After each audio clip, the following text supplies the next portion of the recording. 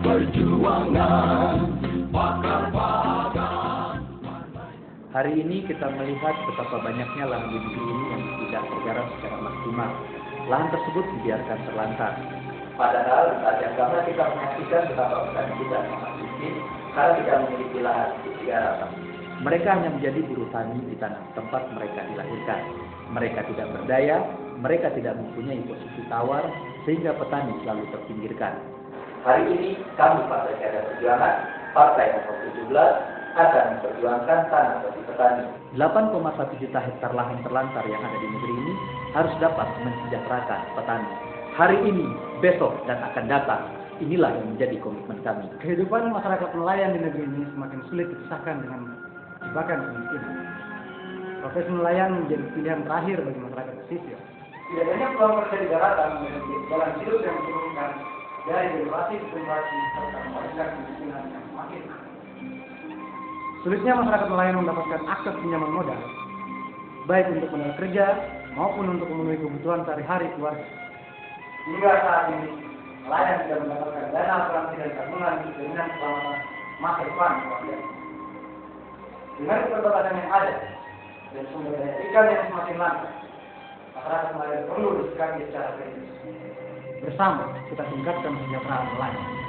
Kamu pendidikan dasar baik, apakah itu bangunannya, fasilitas belajar maupun buku serta bukunya, maka baiklah selanjutnya. Sekolah yang bermutu dan sehat akan memicu gairah belajar masyarakat. Mereka akan menganggap sekolah sebagai tempat yang menyenangkan. Sekolah dapat berubah menjadi wahana yang memikat, bukan sebaliknya. Membuat masyarakat tidak betah, bahkan takut. Menciptakan kondisi sekolah yang idealis seperti itu, berarti kita sudah mulai membangun fondasi kokoh dalam pengembangan sumber daya manusia. Memang, hasilnya tidak serta-merta terlihat dalam 5-6 tahun ke depan. Tapi kita telah menciptakan generasi unggul karena hitungan investasi sumber daya manusia akan kelihatan hasilnya pada generasi berikutnya. Berangkat dari cita-cita investasi sumber daya manusia inilah masalah yang paling besar, tentu saja masalah dana yang harus diperhatikan oleh pemerintah Indonesia. Pembangunan sekolah dasar percontohan adalah solusi yang tepat.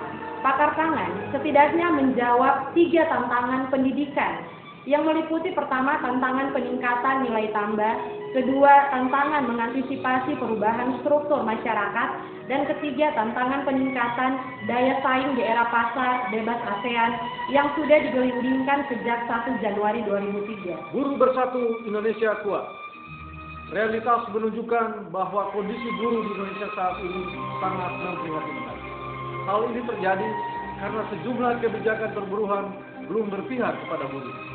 Selain itu, motivasi mereka menjadi buruh bukan karena pilihan sadar, melainkan karena keterpaksaan.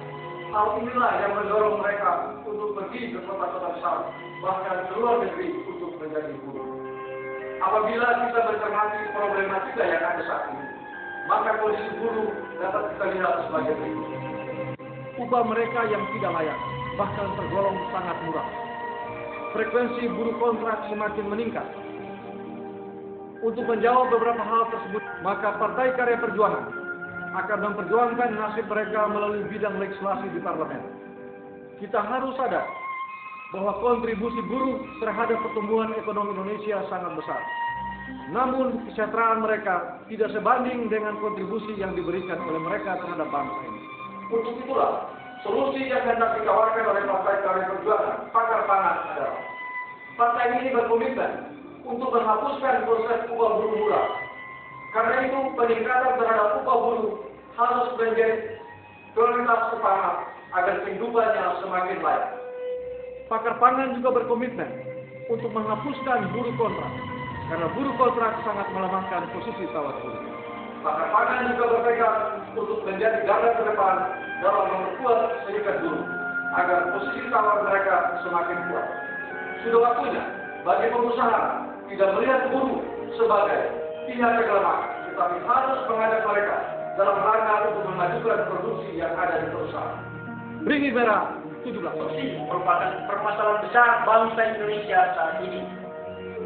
Sebagian besar pejabat negara, pejabat daerah, maupun aparat penegak hukum di Indonesia baik secara sadar maupun tidak sadar telah melakukan tindakan korupsi. Untuk itu, Partai Karya Perjuangan mengajak seluruh rakyat Indonesia untuk bersama-sama memberantas korupsi dan memperjuangkan undang-undang pemberantasan korupsi dengan hukuman yang seberat-beratnya, bahkan hukuman mati. Bersama kita berantas korupsi untuk Indonesia yang lebih baik. Perempuan pilih perempuan. Perempuan Indonesia penting bagi kita untuk menjadi pembuat keputusan politik. Perempuan memiliki kebutuhan-kebutuhan khusus yang hanya dapat dipahami paling baik oleh perempuan sendiri. Kebutuhan-kebutuhan itu meliputi Isu-isu kesehatan reproduksi seperti cara KB yang aman, isu-isu kesejahteraan keluarga seperti harga 9 bahan pokok yang terjangkau, masalah kesehatan dan pendidikan anak, isu-isu kepedulian terhadap anak dan kelompok usia lanjut, isu-isu kekerasan seksual. Dari hal-hal tersebut, Partai Karya Perjuangan memprioritaskan 6 agenda di bidang kesehatan. Pertama, kebijakan kesehatan yang preventif, yakni perubahan perilaku sehat masyarakat dan pengelolaan lingkungan yang sehat. Kedua, kebijakan promosi kesehatan dan pemberdayaan masyarakat. Ketiga, kebijakan pencegahan dan pemberantasan penyakit. Keempat, kebijakan perbaikan gizi buruk. Kelima, kebijakan sumber daya kesehatan. Keenam, mematangkan manajemen kesehatan yang dinamis dan dapat dipertanggungjawabkan. 6. Maju perempuan Indonesia. Contoh nomor 17, Partai Karya Perjuangan berani bersatu untuk Indonesia.